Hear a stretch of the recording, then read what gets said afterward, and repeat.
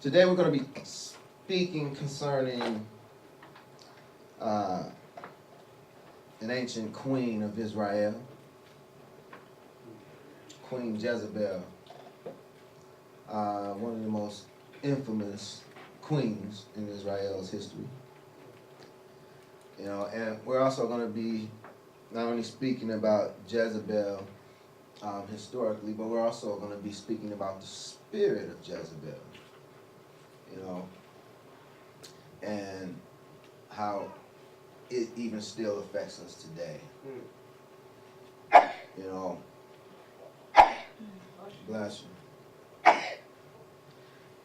Okay, we read in 1 Kings 16:30 through 32. It says, "And Ahab the son of Omri did evil in the sight of Yahweh above all that were before him.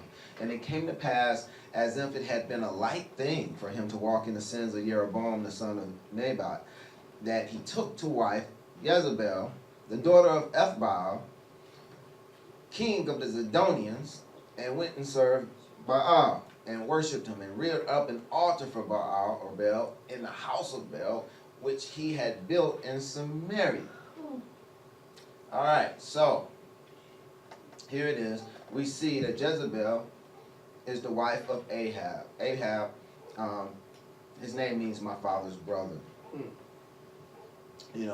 And we see here in verse 31 that Jezebel, the daughter of Ethbaal, Jezebel, her name means unchaste. Her father's name, Ethbaal, means with Baal. And he was the king of the Zidonians, and Zidonians speak to fishermen or hunters.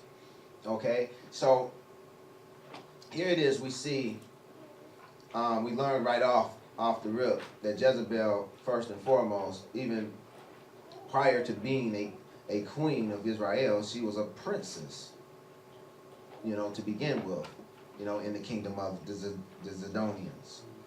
So that tells us that she was a princess over the fishermen and the hunters. And when you consider, the fishermen and the hunters, especially the hunters, but it applies to the fishermen as well, what they do for a living, it speaks volumes. For hunters literally kill for a living, amen? Yeah. They entrap and they ensnare for a living.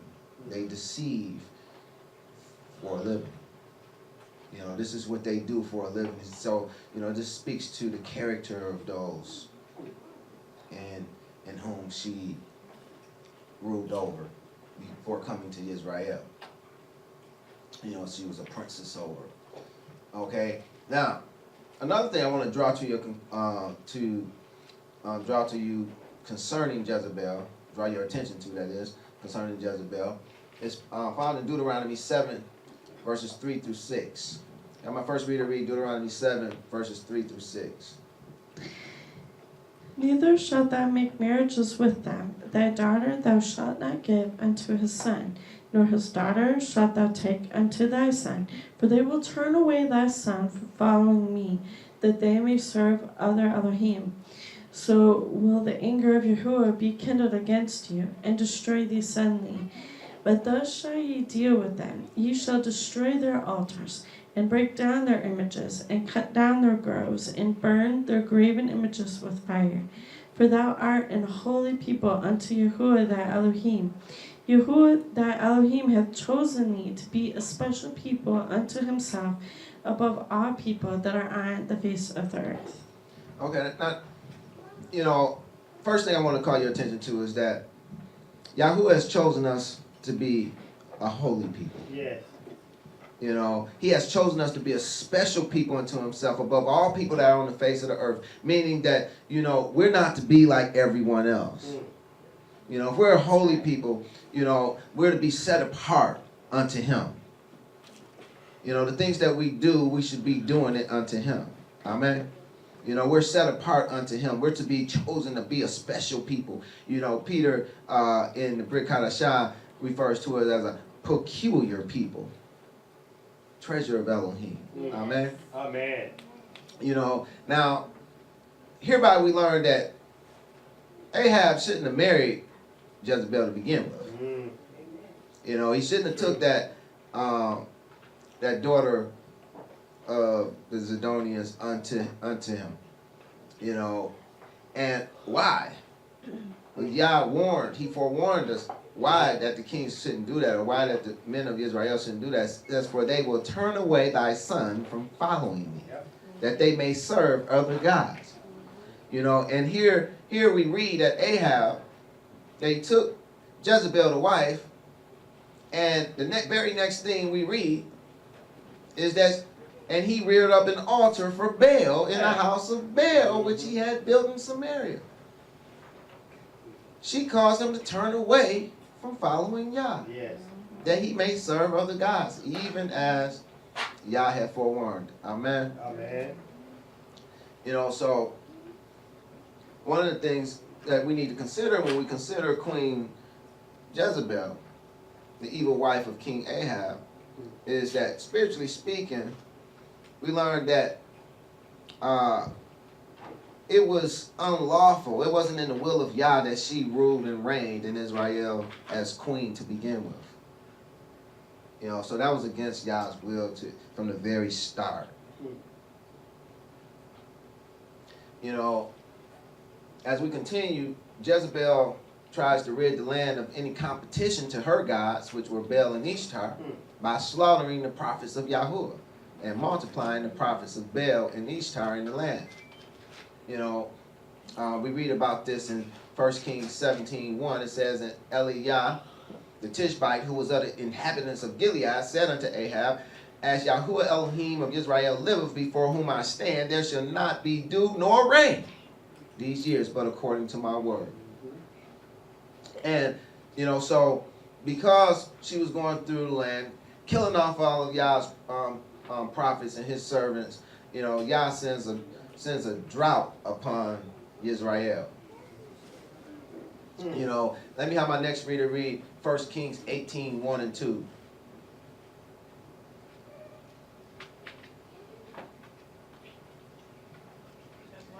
And it came to pass, I'll do it different. And it came to pass after many days that the word of Yahuwah came unto Eliyahu in the 3rd year, saying, Go, show thyself to Ahab, and I will send rain upon the earth. And Eliyahu went to show himself unto Ahab, and there was a sore famine in Samaria. Okay, so here it is. We've seen in 1 Kings 17:1, Eliyahu, the Tishbite, you know, had declared that there would be no dew or rain, you know, these years according to his word. And lo and behold, we see that more than 3 years later, there still hadn't been any rain. And that the famine was sore in Samaria. You know, now, what I want to call your attention to is that, you know, the spiritual aspect of this, because, you know, the story of Jezebel and Ahab, in all actuality, is a wondrous picture of the end times prophecies. You know, in all actuality, you know, but we're not going there today, because that's not, you know, what this lesson is about. We're just concentrating on Jezebel, you know, but, you know, just to suffice to say that, you know, spiritually speaking, a famine can be more than just, you know, not having food per se. You know, it also speaks to spiritual food, which is the teachings and instructions of Elohim, the words of Yahuwah. You know, hence we see in Amos 8:11, it says, Behold, the days come, saith Adonai Yahuwah, that I will send a famine in the land, not a famine of bread, nor a thirst for water, but of hearing the words of Yahuwah. You know, and then also we have Moshe, you know, within the Song of Moshe, you know, he given us a spiritual representation of the rain. You know, in Deuteronomy 32:2, he says, My doctrine shall drop as the rain. My speech shall distill as the dew. As the small rain upon the tender herb, and as the showers upon the grass. You know, and we know Scripture speaks of the believers as grass. You know, and that's that tender herb. You know, and so within this, we see a spiritual picture, you know, of the rain as well as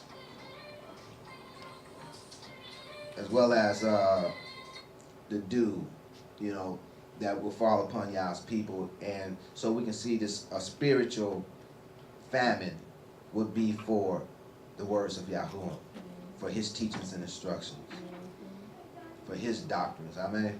Amen. All right, come on, next read 1 Kings 18:3-4. And Ahab called Obadiah, which was the governor of his house. Now Obadiah feared Yahuwah greatly. For it was so, when Jezebel cut off the prophets of Yahuwah, that Obadiah took 100 prophets and hid them by 50 in a cave, and fed them with bread and water. Hallelujah. Now, we're actually here to study Jezebel, but seeing that it's my namesake, I figured I'd go into it a little bit. You know, so we see here it says Ahab called Obadiah, which was the governor of his house, and Obadiah feared Yahuwah greatly. Yes, he does, even now today. You know, and for it was so that when Jezebel cut off the prophets of Yahuwah, that Obadiah took 100 prophets and hid them by 50 in a cave and fed them with bread and water. You know, and I just want to speak on the spiritual aspect of this. You know, Jezebel seeks to cut off all the prophets and servants of Yah, but Yah utilizes Obadiah, i.e. the servant of Yah, that's what Obadiah means, servant of Yah, to combat her efforts by hiding and feeding 100 prophets. The number 100 represents children of promise, so we can see a spiritual picture here of Yah using his servant to hide and feed his children of promise. Now, he does so by causing them to hide them in 50s. 50 is the number of the Ruach HaKodesh. You know, so we see a spiritual picture of the servant of Yah hiding and feeding them in the Ruach HaKodesh, in his Holy Spirit, where he keeps them alive by feeding them the bread of life, i.e. the commands, words, and sayings of Yahushua, as well as quenching their thirst with water, which speaks to the good news of his kingdom and wise counsel. You know, now everyone is familiar with Yahshua being the bread of life. Amen. All right, so just as some scriptural support, you know, for the water speaking to the gospel or good news and wise counsel, we have Proverbs 25:25, which says, as cold waters to a thirsty soul, so is good news from a far country. You know, you can't get much further than the kingdom of Elohim, the kingdom of Hashemayim, kingdom of the heavens. Amen. You know, and then we have Proverbs 10:11, who says, the mouth of a righteous man is a well of life, but violence covereth the mouth of the wicked. You know, so I pray that you can see that, you know, the spiritual water speaks to the good news and righteous counsel. All right, I'm the next reader. Read 1 Kings 18:17-19, please. And it came to pass, when Ahab saw Elijah, that Ahab said unto him, art thou he that troubleth Israel? And he answered, I have not troubled Israel, but thou and thy father's house, and that ye have forsaken the commandments of Yahuwah, and thou hast followed Balaam. Now therefore send and gather to me all Israel unto my Carmel, and the prophets of Baal 450, and the prophets of the grove 400, which eat at Jezebel's table. Okay, you know, so here it is. We see that it came to pass when Ahab saw Eliyahu, that Ahab said unto him, art thou that troubleth Israel? You know, and what I want to call your attention to is that it's not much different now today. It's not much different at all. You know, look at Eliyahu's answer. He says, I have not troubled Israel, but thou and thy father's house, in that ye have forsaken the commandments of Yahuwah and has followed Balaam. And it's not much different today. You know, the people have forsaken the commandments of Yahuwah Yes, yes, it is. and has followed Balaam. And when you call them on it, they do even as Ahab does and say that we're the troublemakers. They say the ones that's reminding them that, hey, you went astray. You forsaken the commandments of Yahuwah and you're following Balaam. They get upset and say that you're a troublemaker. You don't believe me?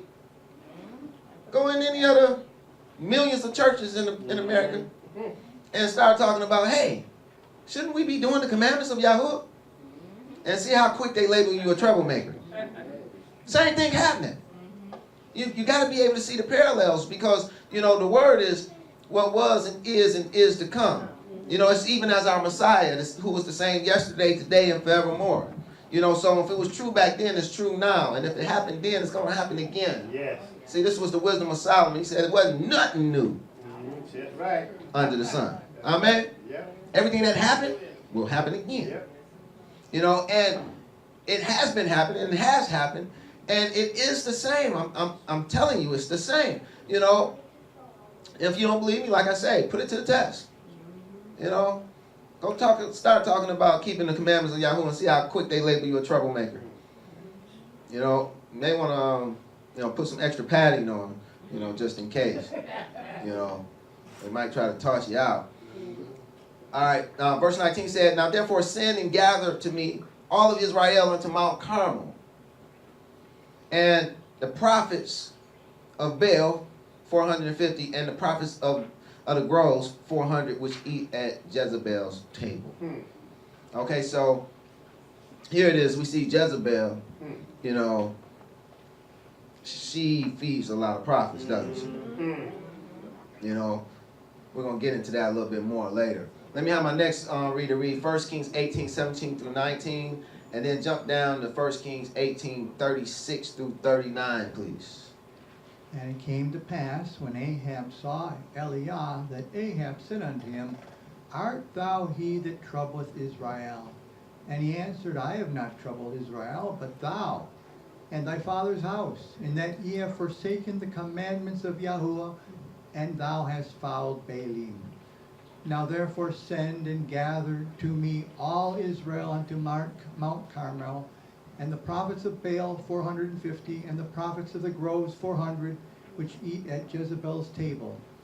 And it came to pass at the time of the offering of the evening sacrifice, that Eliah the prophet came near and said, Yahuwah Elohim of Abraham, Isaac, and of Israel, let it be known this day that thou art Elohim in Israel, and that I am thy servant, and that I have done all these things at thy word.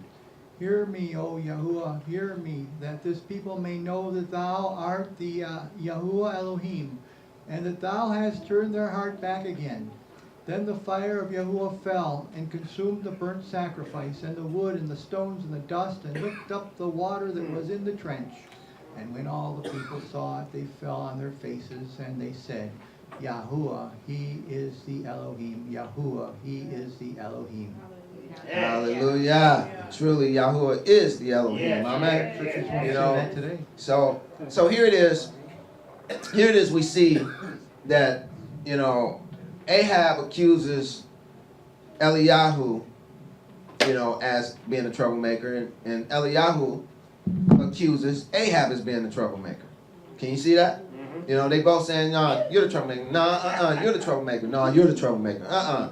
So Elijah says, "Okay." Eliyahu says, "We're going to have a showdown. We're going to get to the bottom of this once for all. We're going to see who the troublemaker is. We're going to see who the real Elohim is around here. We're going to see if it's Baal or if it's Yahuwah." So this is what I want you to do. I want you to call all your prophets of Baal. I want you to call all your prophets together, and we're going to have an offering. We're going to give them an offering. And the Elohim that answers by fire, let him be Elohim. And so they get together, and the prophets of Baal, they go through all their shenanigans, trying to get Yah to answer, or trying to get Baal to answer, you know, and of course Baal's not answering. He's on vacation or whatever, you know. Eliah begins to clown him, you know, and begin to, you know, ask him all kind of silly questions, you know, like where is he at? Is he in the restroom, or, you know, he taking a break? What's happening, you know? And then, you know, so they exhaust their turn. Then it comes the time of the evening sacrifices, which is very revelatory concerning the end times. You know, comes the time of the evening sacrifice, and it says, you know, and it came to pass at the time of the offering of the evening sacrifice that Eliah, he came forth and he said, Yahuwah Elohim of Abraham, Yitzhak, and of Israel. See, I like that. See, I like that salutation because it leaves no mistaking which El he's talking about. Amen. Amen. You know, he says, let it be known this day that thou art Elohim in Israel, and that I am thy servant, and that I have done all these things at thy word. You know, and he prays that Yahuwah hears him, you know, and, you know, he's even lets them know, and I'd be so glad, you know, when he lets them know once again, you know, he says, thou art Yahuwah Elohim, and that thou hast turned their hearts back again. You know, he's gonna cause us to know who he is once again. And he's gonna cause the hearts of men to turn back to him once again. He's gonna call Israel those who wrestle with good and evil and prevail by holding on to Elohim, who is good, to once again turn to him as Elohim. And to cease from worshiping these Balaam. You know, these gods of Baal and these things that concerns Baal and Ishtar. You know, so here it is. He's praying this, and then the answer came. It says, then the fire of Yahuwah fell and consumed not only the burnt offering, you know, but the wood, the stones, the dust, and licked up all the water that was in the trench as well. That was a heck of a fire, was it not? You know, and when the people saw it, they finally humbled themselves. And they had to acknowledge that Yahuwah, he is the Elohim. Yeah. You know, now I pray that we don't have to go through all that to acknowledge that Yahuwah is the true Elohim. Amen. Amen. You know, even as Yahshua told Doubting Thomas, you know, blessed is he who hasn't seen and believed. You know. Yes, 1 Kings 19, 1 and 2. It says, and Ahab told Jezebel all that Eliah had done, and with all how he had slain all the prophets with the sword. Then Jezebel sent a messenger unto Eliah, saying, so let the gods do to me, and more so, if I make not thy life as the life of one of them by tomorrow about this time. So she upset because he slew all these prophets of Baal. You know, and you know, but if her God was Elohim, then he wouldn't have had to slay him, would he? Right. You know, but instead of acknowledging who the true Elohim is, you know, she doesn't humble herself, you know, to Yahuwah Elohim, but instead seeks to take vengeance. And so she makes a threat about killing Eliah. Let me have my next reader read 1 Kings 21, 7 through 10. And Jezebel his wife said unto him, dost thou now govern the kingdom of Israel? Arise, and eat bread, and let thine heart be merry. I will give thee the vineyard of Naboth the Jezreelite. So she wrote letters in Ahab's name, and sealed them with his seal, and sent the letters unto the elders and to the nobles that were in his city, dwelling with Naboth. And she wrote in the letters, saying, proclaim a fast, and set Naboth on high among the people, and set 2 men, sons of Belial, before him, to bear witness against him, saying, thou didst blaspheme Elohim and the king, and then carry him out and stone him that he may die. Yeah, this is the Queen of Israel doing this. You know, it's just to show you, you know, the character. You know, even as that hunter, You know, so here it is. We see, you know, I want to point out before we go forward that, you know, how Eliah, how he slew those prophets. He slew them with the sword. You know, now, you know, when he done that physically, but, you know, when it happens again, it's going to happen spiritually. You know, and so we're not going to be, you know, taking physical swords and slaying people. Right. We're going to even be using the sword of the word. Amen. Hallelujah. You know, and just as Eliah, you know, his name means my El is Yah. Those who know that their El is Yah, you know, just as he was targeted, you know, afterwards, you can expect to be targeted as well. Amen. You know, so here it is. We see Jezebel, his wife, you know, after she put a hit out on Eliah, you know, now a little backdrop to this story in 1 Kings 21. We have Ahab. He was envying and coveting his brother's property. You know, even Naboth, you know, who had a vineyard that was, you know, close to his where he was reigning from over in Jezreel. You know, and so he asked him for it, and of course, Naboth said no, you know, because it was against the commandments of Yah. You know, I can't give you my inheritance. You know, nah, beat it. You know, but, you know, he went away sad, and his wife decided to help him out. You know, well, I'll get it for you. You know, so she put this plot together to literally have a man murdered. Right. You know, so this is what transpires. You know, and so again, it shows you the character of Jezebel. You know, the story continues in verses 11 through 15. My next reader, please. And the men of his And the men of his city, even the elders and the nobles, who were the inhabitants of his city, did as Jezebel had sent unto them, and as it was written in the letters which she had sent unto them. They proclaimed a fast, and set Naboth on high among the people. And there came in 2 men, children of Belial, and sat before him. And the men of Belial witnessed against him, even against Naboth, in the presence of the people, saying, Naboth did blaspheme Elohim and the king. And they carried him forth out of the city, and stoned him with stones, that he died. Verses 14 and 15, please. Then they sent to Jezebel, saying, Naboth is stoned, and is dead. And it came to pass, when Jezebel heard that Naboth was stoned and was dead, that Jezebel said to Ahab, Arise, take possession of the vineyard of Naboth the Jezreelite, which he refused to give thee for money. For Naboth is not alive, but dead. Hallelujah. So again, we see what kind of person Jezebel was. You know, she even kills Naboth. Naboth's name means fruits.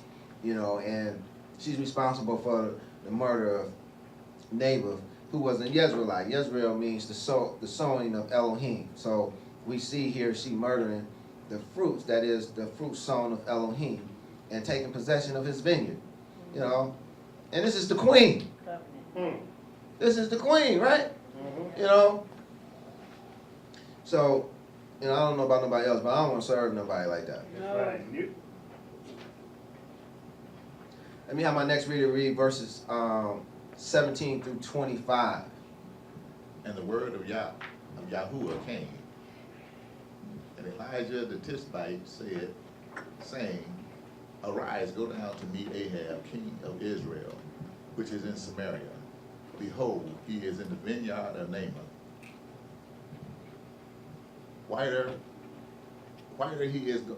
Whither he is gone down to possess it. And thou shalt speak unto him, saying, Thus saith Yahuwah, hast thou killed and also taken possession? And thou shalt speak unto him, saying, Thus saith Yahuwah, in the place where dogs lick the blood of Naboth, shall dogs lick the blood of even thine. And Ahab said unto Elijah, Hast thou found me? O my enemy? And he answered, I have found thee because thou hast sold thyself to work evil in the sight of Yahuwah. Behold, I will bring evil upon thee, and will take away thy prosperity, and will cut off from Ahab him his pisseth against the wall, and him that is shut up and left in Israel, and will make thine house like the house of Jeroboam, Jeroboam, the son of Nebat, and like the house of Bathsheba, the son of Ahijah, for the provocation wherewith thou hast provoked me to anger and made Israel to sin. And Jezebel also spake Yahuwah, saying, the dog shall eat Jezebel by the wall of Jezebel. Him that dieth of Ahab in the city the dogs shall eat, and him that dieth in the field shall the fowls of the air eat. But there was none like unto Ahab, which did sell himself to work wickedness in the sight of Yahuwah, whom Jezebel, his wife, stirred up. Hallelujah. So here, hereby we learn that Jezebel, was the reason behind a lot of the wickedness of Ahab. She was in the background stirring these things up. And so we just read about how she plotted and killed Nabal, and then gave his vineyard to her husband, and so this is where y'all kind of drew the line. It was like, okay, enough is enough. And so the word of Yahuwah came to Eliah the Tishbite. Now I want this is a little pop quiz. Who is the word of Yahuwah? Somebody? Yahshua. John 1:1 says, in the beginning was the word was with Elohim, and the word was Elohim. Amen? Yes. He goes on to say that word became flesh and dwelt amongst men, speaking of our Messiah, Yahshua, right? Yes. So when it says the word of Yahuwah came, then we know that this is Yahshua. See, this is so, I tell you this so that you can see and recognize our Messiah even in the Old Testament. And also take note that it doesn't always say it like this. Sometimes it just says, and Yahuwah said. It doesn't say the word of Yahuwah came. And sometimes it says both. Showing you that there's a distinction betwixt the two. And so, people read scripture and they seldom pay attention to these little nuances, but they're important, if you're to see the truth. So here it is. We see a picture of Yahshua coming. And, again, remember I told you that the story of Ahab and Jezebel is a wondrous story concerning the end time prophecies. So, and we know that our Messiah is prophesied to come again. Amen? Hallelujah. Could this be speaking of such a time? Just saying. All right, so verse 19 says, thus saith Yahuwah, hast thou killed and also taken possession? Thus saith Yahuwah, in the place where the dogs lick the blood of Naboth, shall the dogs lick thy blood, even thine. And y'all done had enough. You don't want to get on y'all's bad side, amen? And he didn't leave Jezebel out either. In verse 23, and he said, and of Jezebel also spake Yahuwah, saying, the dogs should eat Jezebel by the wall of Jezreel. So she's not getting away with nothing either. Nope. See, and I want y'all to know that, because it's a lot of times that, we see evils happen in the world, and we think that, maybe, it looks like they getting, like the evil is getting, and the wicked getting away with everything. No, trust your Elohim, for he says, vengeance is mine, so said Elohim. They're not getting away with anything. That's right. They're not getting away with anything. And don't be deceived, just because the grass look greener from the other side of the street. Because oftentimes you get over there and you see it's just as brown as it is on your side. Exactly. Or browner, Or it's not grass at all, a bunch of weeds. So Scripture tells us there was none like Ahab who did sell himself to work wickedness in the sight of Yahuwah, because he had his wife Jezebel stirring him up. Yeah. So hereby we learn that Jezebel was truly behind her husband's wicked doings. You know, 1 Kings 16:31 taught us that Ahab walked in the way of Jeroboam, meaning he too made idols and caused the house of Israel to serve them and initiated holidays to honor them.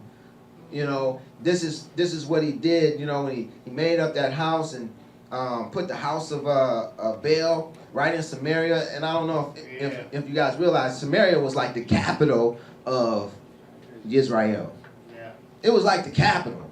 You know, so he put it right there in the capital, like, this is what we about. You know, the house of Israel is serving Baal now. And anybody want to still serve Yah, we got something for y'all. And they start sending the hitmen out after the prophets and servants of Yah. Can you see how this thing was going? Yeah. I pray you can see how this thing was going, because, you know, Scripture even teaches that it's going to go that way once again. Okay, so here it is. He initiated some these things, and of course he initiated some holidays, i.e. holy days, you know, to serve his Elohim, you know, his new Elohim, you know, the Elohim of his wife, Baal, and his wife Ishtar, you know. Now, could some of those things still be around today? Yes, they are. Yes. You know, could Yirmiyahu 10 speak of such holy days instituted to honor Baal? You know, when we look at Jeremiah or Yirmiyahu 10, 1 through 5, it says, "Hear the word which Yahuwah speaketh unto you, O house of Israel. Hear the word which Yahuwah speaketh unto you, O house of Israel. Thus saith Yahuwah, learn not the way of the heathen."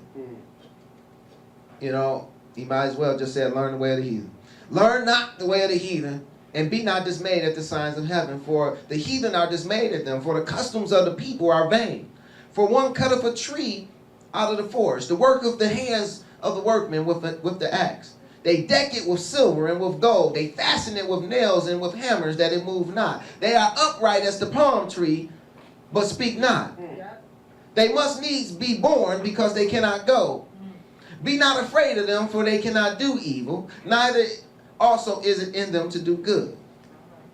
You know, see, these were some pagan symbols that they were making in order to worship and honor their God. You know, now, I'm sure that most people here can see this bear a striking resemblance to the Christmas tree. Yeah. You know, which is also an evergreen, you know, that's decked with silver and gold, fastened with nails and with hammers, that it move not, that's upright as the palm tree, which is an evergreen, amen.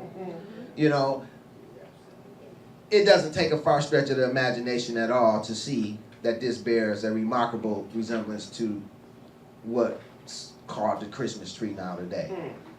You know, now you have those that argue and say, well, it doesn't say Christmas tree. Well, you know, Christmas is not even in the word as far as that's concerned, you know. But it does speak of it being a vain custom. Amen. Amen. It does speak of it being a way of the heathen, which Yah says, learn not. Amen. Amen. You know, so no matter what you want to call it, it's very clear that Yah is saying, for one, not to cut a tree That's right. out of the forest, set it up upright, and deck it with silver and gold. No matter what you call it. You know, but me, myself, if it look like a duck, walk like a duck, and quack like a duck, I'm going to call it a duck. That's right. But if you want to call it something else, that's, you know, that's on you and your L. All right, let me have my next reader read 2 Kings 9, verses 4 through 22. So the young man, even the young man the prophet, went to Ramoth Gilead.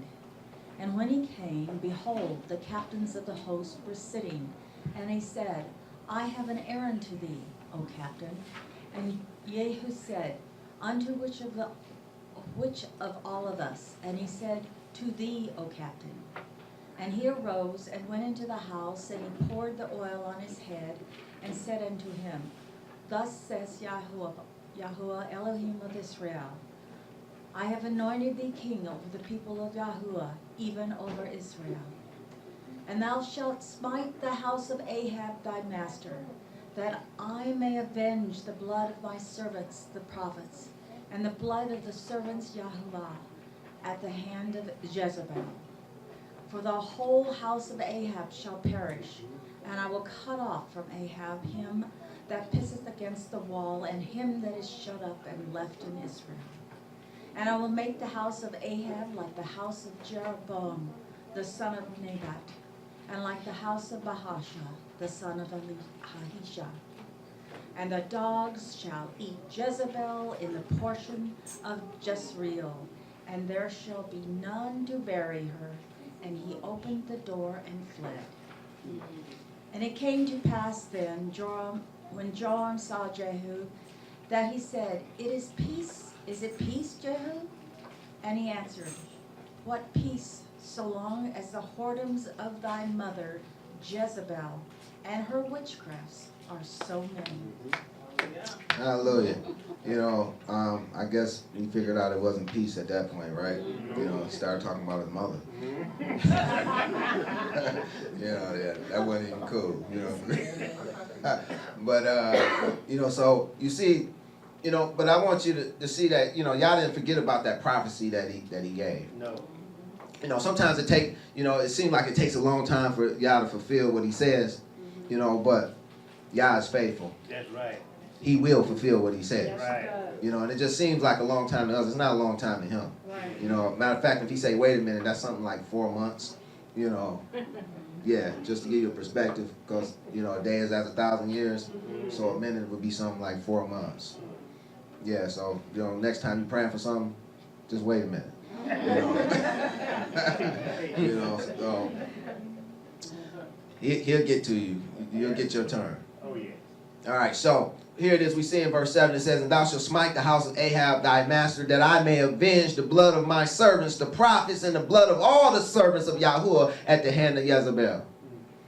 You know, she was going around doing damage to the body of Yah.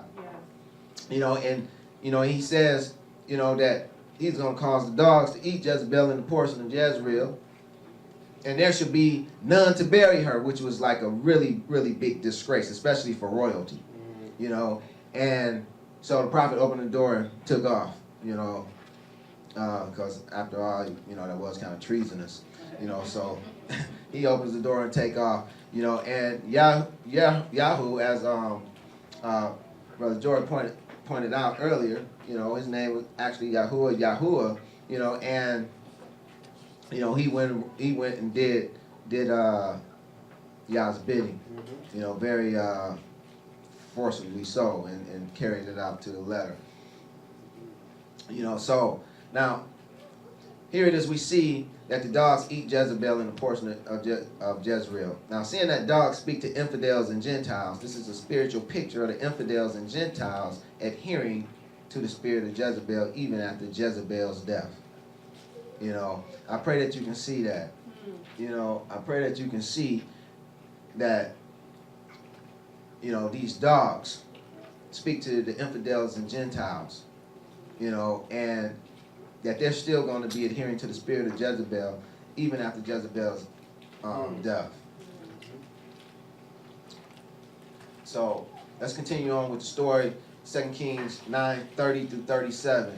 You know, my next reader, please. And when Jehu was come to Jezreel, Jezebel heard of it, and she painted her face, and tired her head, and looked out at a window. And as Jehu entered in at the gate, she said, Had Zimri peace, who slew his master? And he lifted up his face to the window and said, Who was on my side? Who? And there looked out to him 2 or 3 eunuchs. And he said, Throw her down. So they threw her down, and some of her blood was sprinkled on the wall and on the horses, and he trode her under foot. And when he was come in, he did eat and drink, and said, Go see now this cursed woman, and bury her, for she is a king's daughter. And they went to bury her, but they found no more of her than the skull and the feet and the palms of her hands.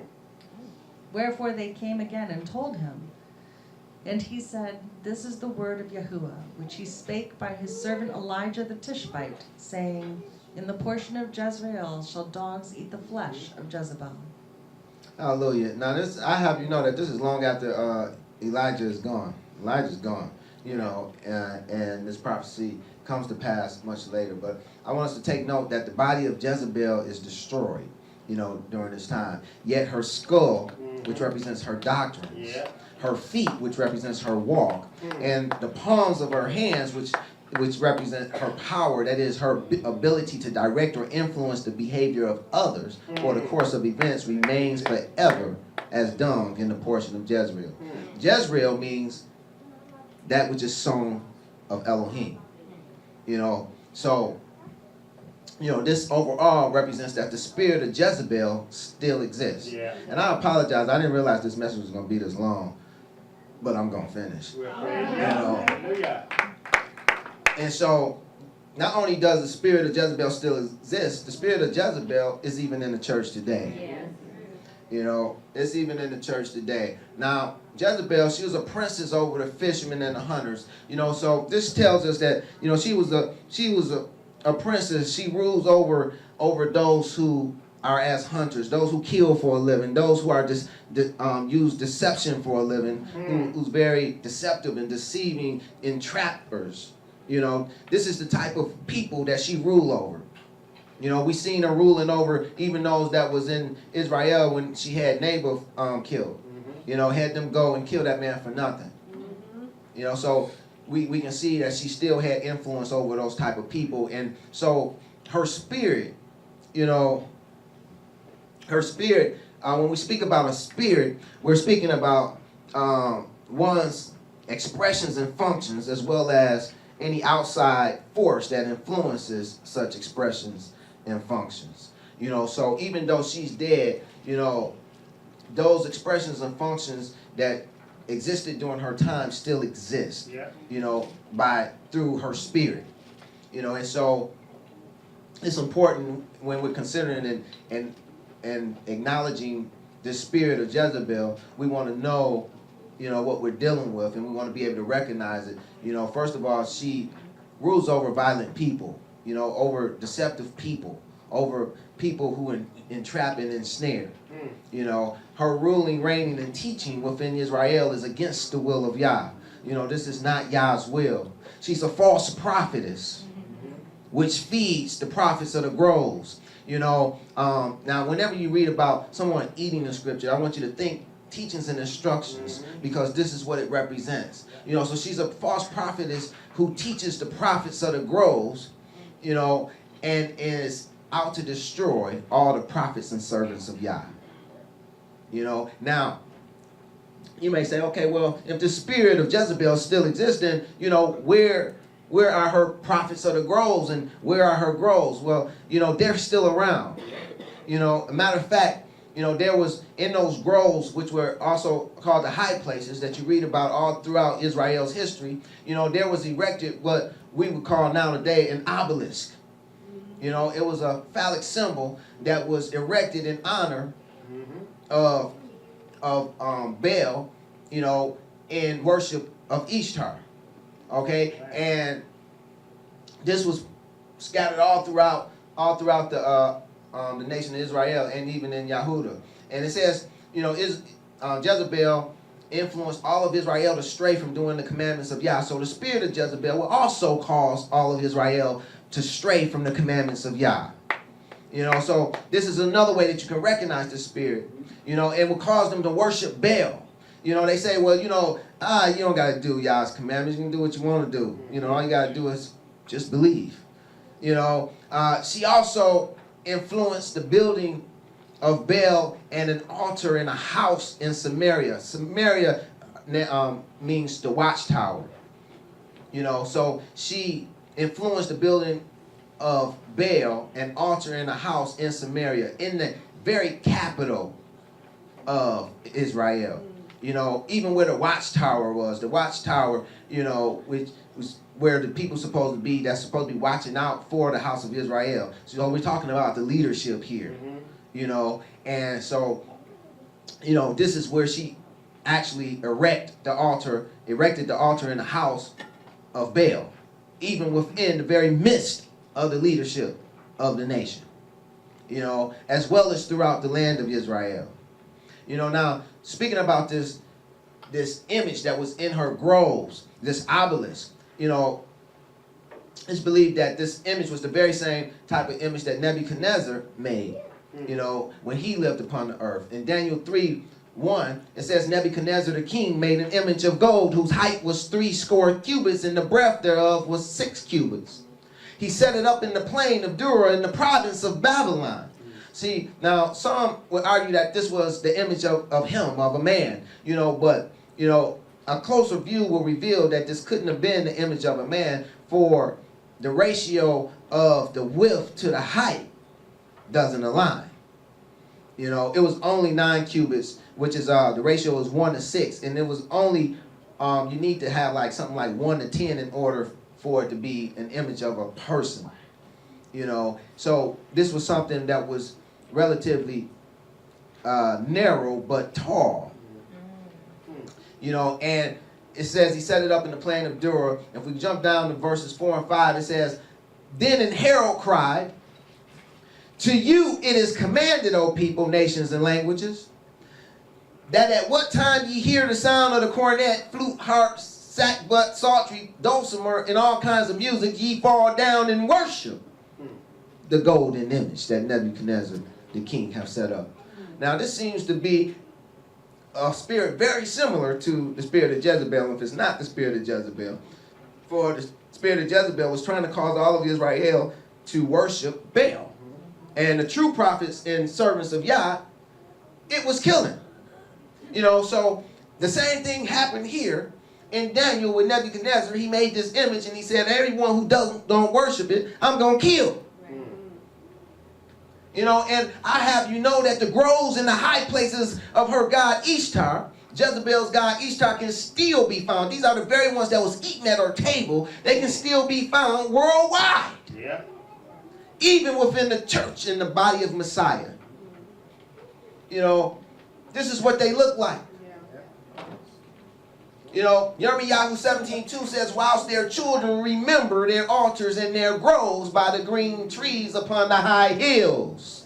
See, this is, you know, the children of Israel still remember their altars because they're still around, you know, and their groves, which is by the green trees and the high hills. You know, this is an obelisk in Egypt. This is one in our capital, Washington, D.C., even the Washington Monument.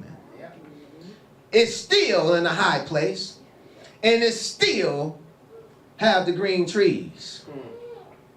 Can you see that? Yes. You know, I want to call your attention to some more. You know, these are on top of churches. This is the watchtowers. These are the ones, this is Samaria. These are the ones that's supposed to be looking out for us. And here it is, they have the image of Baal and Ishtar even in their very midst, even on top of them. Yeah. That's right. Not to mention that many churches are built on hills. And as you can see, they're still amongst the trees. The more things change, the more they stay the same. See, I want to call your attention to this because I want you to know for a certainty that the spirit of Jezebel is still prevalent even now today. And it's still seeking to do the same expressions and functions that it was seeking to do during the time that Jezebel was living. If this is atop the very places where we're supposed to go and worship and praise the Most High, then it ought to cause you to question, who in fact are they praising? That's right. Yeah. That's right. They love to call on God, but they don't call his name. I'm just saying. I'm just saying, my El has a name. Hallelujah. It's Yahuwah. Yes. He has a son that also has a name, Yes. which came in his name. It's Yahushua. He's my Messiah, my Mashiach, the Savior of the world. Amen. Hallelujah. You know, so, I want you to see that Jezebel is still around. She's still alive. She's still out here thriving. This spirit of Jezebel has went nowhere. You know, they just cover it up. The spirit of Jezebel rules and reigns during the time of Eliah's famine. You know, it's a time when during Eliah's famine, Eliah is not on the scene. You know, and that Eliah, remember his name means my El is Yah. So this speaks of a time when everyone is weak, looking for one whose El is Yah to bring the rain. Remember what the rain represented. The true words and sayings of Yah. His true teachings and instructions. You know, she seeks to destroy those who El is Yah. You know, when I first started talking about this, this stuff, talking about Yahshua and stuff, over 20 years ago, folks thought I was nuts. They had never even heard the term Yahshua. At least now today, y'all catch a break.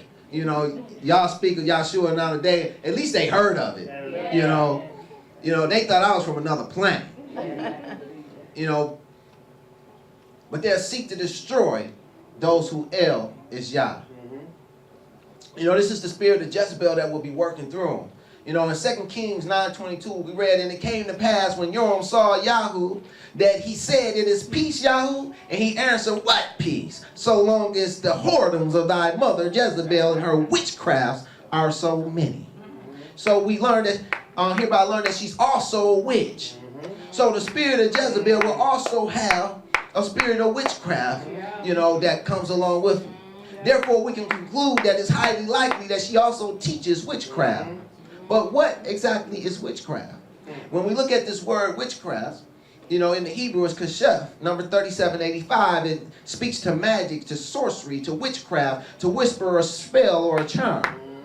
Okay, now what is a spell or a charm? A spell or a charm speaks to something that's subdued or controlled by incantation or secret influence. And I'm going to just show you, how the spirit of Jezebel is still prevalent even now today. And I'm just going to give you a couple examples, because a word to the wise is sufficient. Amen. Amen. When you go into many churches, what you'll find is the pulpit is exalted over the people. And some people may argue, well, this is so that, they can better see the man of God. And I'm not going to argue against that, but I will say this. It also has a purpose for those who are below. Always recognize those they look up to as an authority. That's right. This is something that a conditioned response is innate from the time that we're little kids, because when we're little kids and we're growing up, we have to look up to everyone. And everyone we look up to is over us. And everyone we look up to is an authority over us. And everyone who we look up to can just about overpower us and make us do their bidding. Amen? So by default, this influences us to look at that person who's up above you as an authority figure. And yes, the man of the Most High is to be respected, but he's not to be worshipped. And the only thing that you bow before is the Most High. Amen. The only one you worship is the Most High. Amen. So, a matter of fact, the Messiah said, the one who will be the greatest amongst his ecclesia will be the one who served the most. He said that, his ecclesia isn't to rule over other men, yet they're to serve him. And this is another example, of how they raised, what do they call those things, pulpits or altars or whatever, over the people. Another thing, I'm going to show you another form of witchcraft that they do, to influence a person, to put a charm, to charm a person to do their bidding. When it's time to take the offering. When it's time to take the offering, you'll oftentimes, see the usher go to a row and say, all rise. You know, and everybody rise up, and everybody in the row will march out and bring their offering forward. You know, now this is, again, this is a form of witchcraft because it manipulates, you know, the mind of the individual who maybe don't have nothing to give. Yeah. You know, maybe they have something, but they just don't have nothing to give. That's not to say they don't have nothing in their pocket or purse. They just don't have anything to give. All they have is their bill money or what have you. You know, but, you know, when they raise up, who's going to be the one, who's going to want to be the only one left sitting? You know, when the whole row leaves out. They used to do it another way. They used to pass the plate, and then everybody watching the plate pass, and they see who not putting nothing in. But then that wasn't enough pressure. You know, so then they started calling everybody to come on up front and put your envelope in your hand. Sometimes they even tell you to raise it in the air. Oh, wait a minute, Sister So-and-so don't have no hand, don't have her hand up. There's no envelope in her hand. She's not raising nothing. You know, see, this is a form of witchcraft. This is something that influences people to do what they put in their heart not to do. You know, and it works. It works. I'm here to tell you. You know, and those who don't believe in witchcraft, it works. You know, you can say what you will, but it works. You know, so, you know, this is something that you have to take into consideration because this is that spirit of Jezebel that's still prevalent, you know, even within the church today. You know, one of the commandments of Elohim is, you know, make no graven image, and you know, and they got graven images all throughout the building. And not to mention they hit you with this one. You know, after they, you know, when it's time for the offering, you know, can you turn to Malachi 3? Will a man rob God? Have ye not robbed me?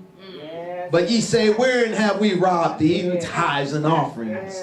Now, before they tell you the commandments is done away with.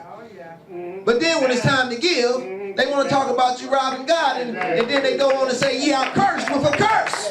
For ye have robbed me, even this whole nation. Bring ye all the tithes into the storehouse, that there may be meat in mine house. And prove me now, herewith saith Yahuwah Zavod, and I will, as if I will not open you the windows of Hashemayim, the windows of heaven, and pour you out a blessing, that there shall not be room enough to receive it. You want a blessing?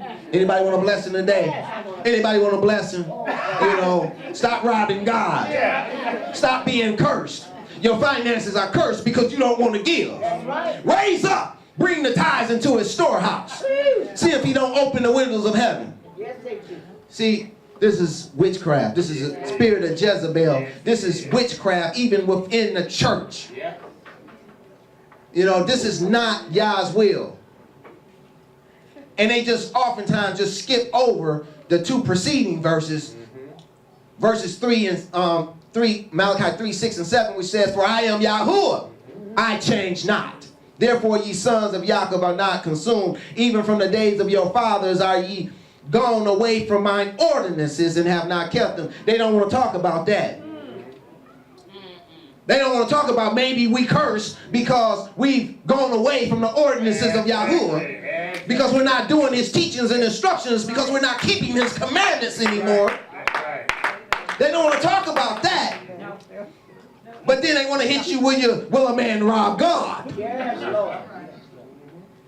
See, the true crux of the matter is that we all have gone away from his ordinances. We're not keeping his commandments. Hence he says, return unto me, and I will return unto you, saith Yahuwah Zavod. But ye said, wherein shall we return? You know, we have to get back to doing the will, way, and purpose of Elohim for our lives. You know, I love Ecclesiastes 12:13 because it says this is the whole duty of man. Yes, hallelujah.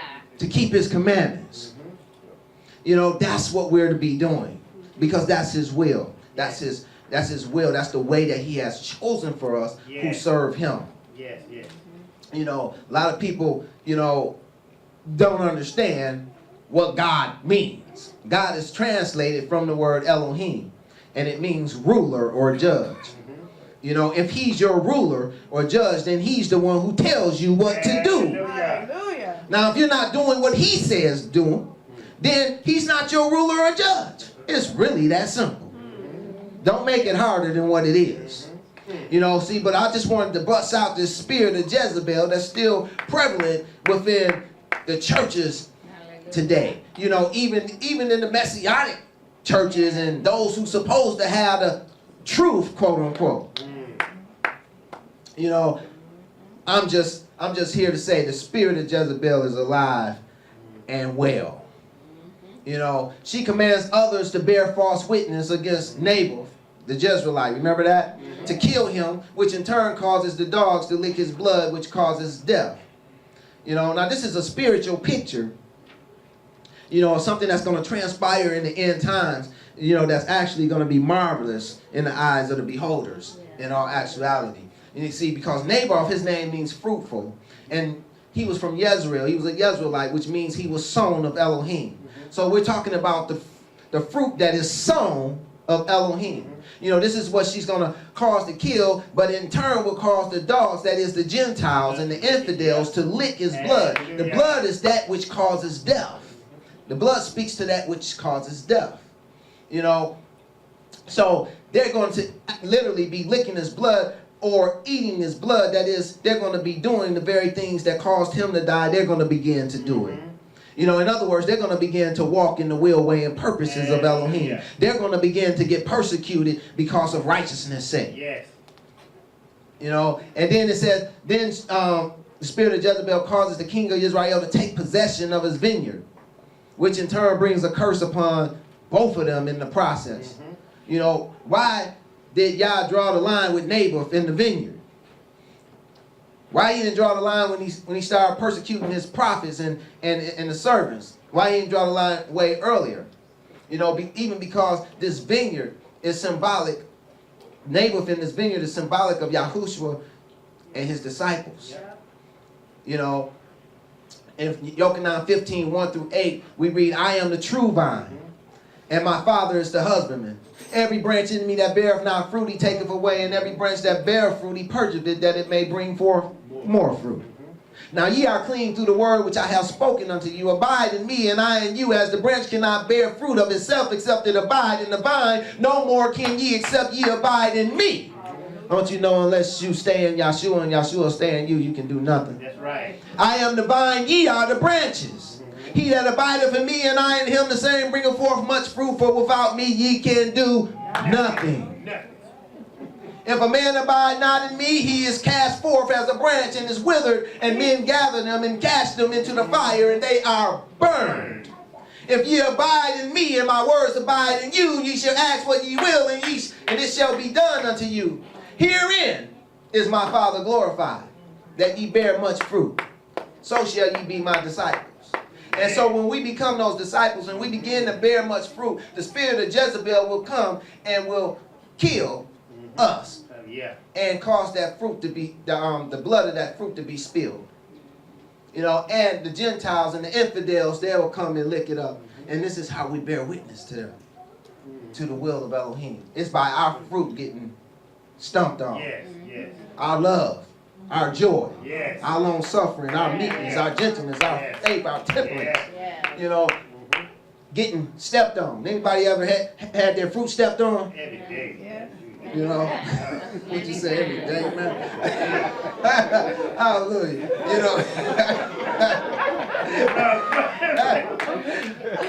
Well, yeah, you know, that's the way it's supposed to look, you know. You know, when we look to Revelations 2, 18-20, it says, and unto the angel of the church of Thyatira write, these things saith the Son of Elohim, who have his eyes like unto a flame of fire, and his feet are like fine brass. I know thy works, and charity, and service, and faith, and thy patience, and the works of the last to be more than the first. Going good so far, right? Verse 20, notwithstanding, I have a few things against thee, because thou sufferest that woman Jezebel, which calleth herself a prophetess, to teach and to seduce my servants to commit fornication and to eat things sacrificed unto idols. So I want you to see that this is speaking to the church of the end times. This is speaking way after Jezebel has come and gone. Way after, thousands of years after she done left. Her spirit still remains. And Yah is still talking about her. You know, and he speaks of her calling herself a prophetess. You know, and her teaching and seducing his servants to commit fornication, just like she did when she was upon the earth. Caused them to worship Baal. You know, here it is, you're talking about your servant, Yahuwah Elohim, the creator of the heavens and the earth, the Most High El, and here it is, you're worshiping right up under the steeple.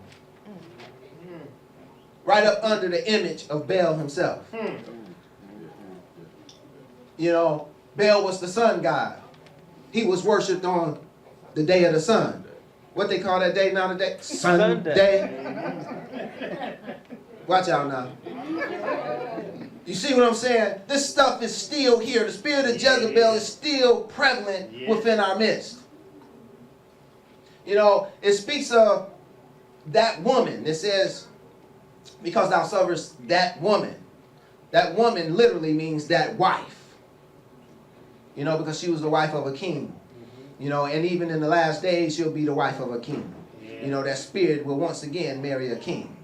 You know, but it won't be our king, Yahshua. That's right. You know, it'll be King Apollyon. You know, Abaddon in the Hebrew, which means the destroyer. You know, and just as they were destroying the prophets and servants of Yah, then they'll be destroying the prophets and servants in the last days. Amen. Amen. Her name is Jezebel.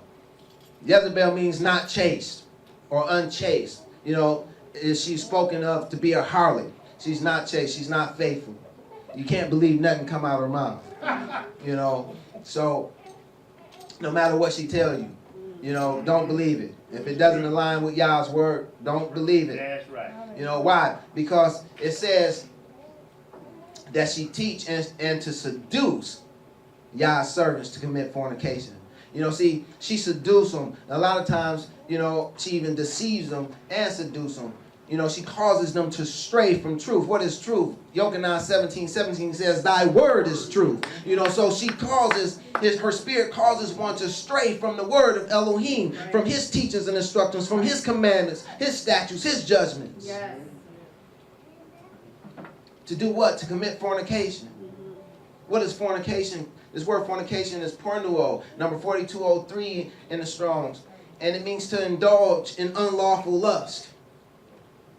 See, you won't be indulging in unlawful lust if you hadn't strayed from the word of Elohim. Amen. Because the word of Elohim is going to keep you from indulging in those unlawful lusts. Amen. Amen. You know, so man's so-called believers commit adultery against Yahuwah Elohim and his son Yahushua right up in the church of God.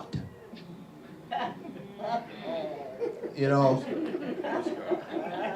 not our El. That's right. I don't know which God they're serving because they never name them. You know, but the image of Baal is on top of their church. You know, so I can only assume that it's the Baal, the god of Baal. You know, the sun god. You know, they after all they have a steeple on top of the church and they worship him on his day. Sunday. You know, so and they give honor to his wife Ishtar, and they give her a day. I'm just saying. I'm just saying. As I said before, Yochanan 17:17 says, sanctify them through thy truth. Thy word is truth. So I want you to understand and know and trust that the way that we're sanctified in Messiah is through the truth of Elohim. And the truth of Elohim is his word. Yes. You know, so, you know, his word is what sanctifies us. It's what sets us apart. You know, if you follow the word, if you follow the commandments, the statutes, and the judgments and decrees of Yahuwah, it will truly set you apart from the rest of the world. You will not look like the other peoples of the world. You will not talk like the other peoples of the world. You will not walk like the other peoples of the world.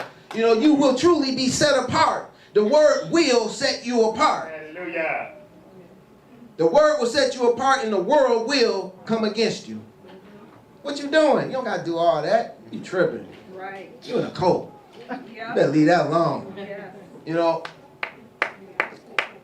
Always beware. It should always raise your antennas anytime someone wants to get upset simply because you do what the book says. You know, now I can see if you're doing something that the book says not to do, but if you're doing what the book says and they get upset simply because you're doing what the book says, if you can point to the book and say, look, this is what I'm doing and this is why I'm doing it because it's in the book. Now, if you can do that, then you shouldn't have anything to worry about. But if someone comes up against you because you do that, then you should question them. Why do you do what you do? Can you show me the scriptural relevance for the things, or the scriptural support for the things that you do? I guarantee you they can't do it. You know, because they do many things that's not in the Word. They do many things by traditions of men. The very things that our Messiah spoke against when he came. See, you have to understand, you have to be able to recognize the spirit of Jezebel, because it will cause you to stray from the will, way, and purpose of the Most High El.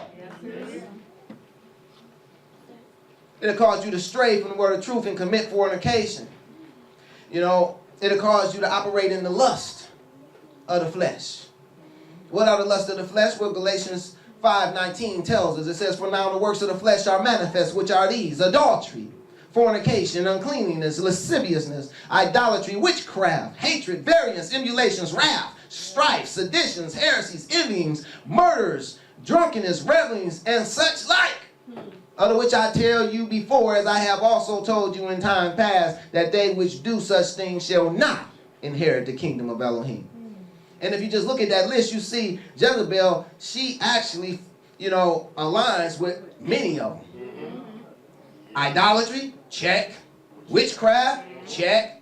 Hatred against Yah, check. Wrath, check. Strife, check. Envyings, check. Murders, check. Revelings, check. Heresies, check. Hello? You know, it's not hard to see who she is when your eyes are open to the spirit. And that's what I'm trying to accomplish today. I'm trying to open your eyes to the spirit of Jezebel that prevails over the church of Elohim, even amongst Yah's people.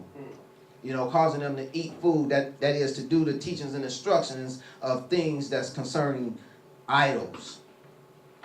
You know, hence we read in 1 Corinthians 8:4-6, it says, as concerning therefore the eating of those things that are offered to sacrifice unto idols,